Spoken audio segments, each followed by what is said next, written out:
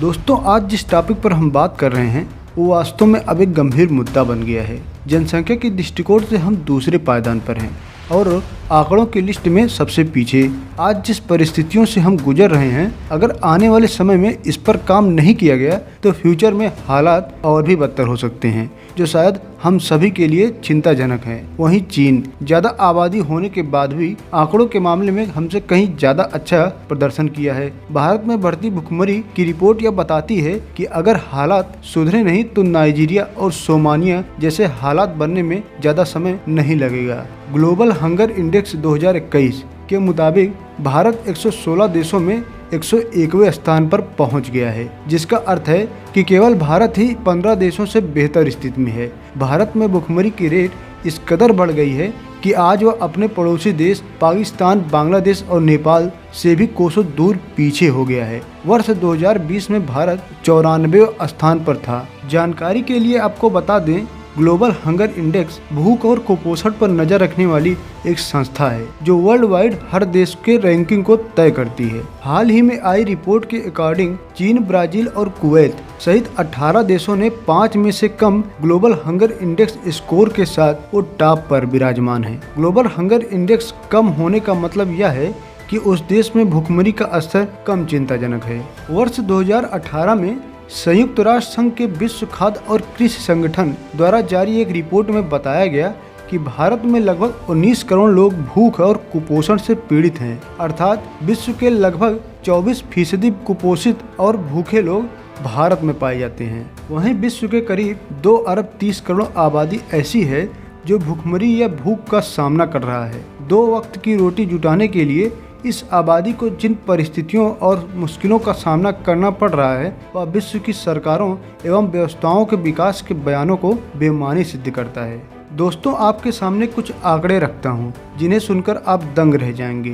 वर्ष 2020 में भारत का ग्लोबल हंगर इंडेक्स स्कोर 38.8 था, जो पड़ोसी देशों की तुलना में काफ़ी अच्छा था। वहीं 2012 और 2021 के बीच यह स्कोर 28.8 से 27.5 के बीच रहा, अर्थात 2020 में भारत 107 देशों में 94वें स्थान पर था, जो अब 116 देशों में 101वें स्थान पर पहुंच गया है। वहीं पड़ोसी देश नेपाल 76वें स्थान पर, बांग्लादेश 76वें स्थान पर, म्यांमार 71वें स्थान पर और पाकिस्तान 92वें स्थान पर, जो भारत की तुलना में अपने नागरिकों को भोजन उपलब्ध कराने को लेकर बेहतर प्रदर्शन किया है। दोस्तों, ग्लोबल हंगर इंडेक्स स्कोर किस पैरामीटर के बिहाफ पर तय किया जाता है, आइए इसको समझते हैं। दोस्तों, global hunger index score total 4 parameter के आधार पर तय किया जाता है। पहला, पोषण की कमी और दूसरा चाइल्ड वेस्टिंग, जिसका मतलब है 5 वर्ष से कम उम्र के बच्चे जिनका वेट उनकी हाइट के अकॉर्डिंग कम है, जो बताता है कि बच्चा गंभीर रूप से पोषण की कमी का शिकार है। तीसरा है चाइल्ड स्टंटिंग, जो बताता है कि 5 वर्ष से कम उम्र के बच्चे जिनकी हाइट एज के अकॉर्डिंग कम है, जो अति गंभीर रूप से पोषण की कमी का शिकार हैं। चौथा है बाल मृत्यु दर, मतलब 5 वर्ष से कम उम्र के बच्चों की मृत्यु।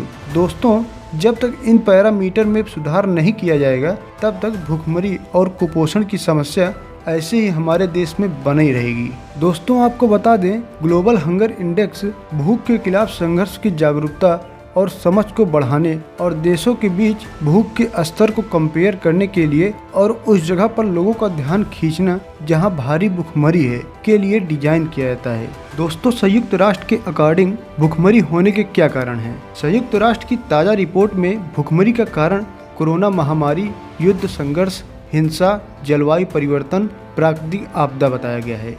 लेकिन इसके अलावा नव साम्राज्यवाद, मुक्त अर्थव्यवस्था और बाजार का ढांचा जैसे बड़े कारणों पर किसी का ध्यान नहीं जाता। अमीरी गरीबी के बीच बढ़ता फासला आदि की चर्चा अब नहीं होती। भूखे या अधपेट रह जाने वाली जनसंख्या में हुए इजाफे में 3 करोड़ लोग केवल भारत के हैं। इसमें पीने का पानी और कम से कम माध्यमिक स्तर तक शिक्षा और बुनियादी चिकित्साओं के अभाव को जोड़ लें तो हम देख सकते हैं कि भारत आज़ादी के 7 दशकों बाद भी असल में वंचितों का देश है। दोस्तों, भुखमरी को कम करने का निजात क्या हो सकता है? भारत जैसे 135 करोड़ जनसंख्या वाले मुल्क में जहां औसतन 2/3 से अधिक लोग जीने के लिए प्रत्यक्ष रूप से कृषि पर डिपेंड है। वहाँ समग्र कृषि और भूमि सुधार ही भुखमरी के निजात का सार्थक और अस्थायी समाधान है।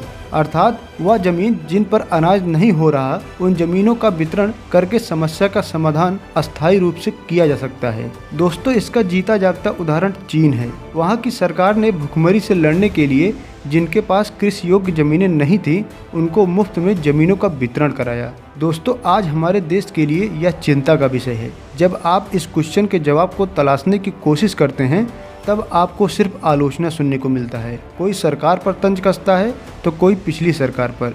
और यह सुनना वाजिब है कि देश की अर्थव्यवस्था और बेरोजगारी और भुखमरी जैसी हालातों को सुधारने की जिम्मेदारी सरकार की होती है। लोग अपेक्षा भी उन्हीं से करते हैं जो सरकार में रहते हैं। हम आज केवल महंगाई से परेशान नहीं, बल्कि पिछले कुछ सालों में भुखमरी के उस कगार पर पहुंच गए हैं जहां अगर हम इसी तरह खिसकते रहे तो भविष्य में हमारी गिनती गरीब देशों में हो सकती है। इसलिए सरकार को इस क्षेत्र पर विशेष ध्यान देते हुए खास कदम उठाने की जरूरत है। लंबे समय से यह समस्या इसलिए बनी है कि भुखमरी में ज़्यादा लोग गरीब और कमजोर समुदाय के होते हैं, जिनकी परवाह करना सरकारें उचित नहीं समझती। आपके हिसाब से सरकार और जनता को इसके लिए क्या कदम उठाने चाहिए? आपकी क्या राय है?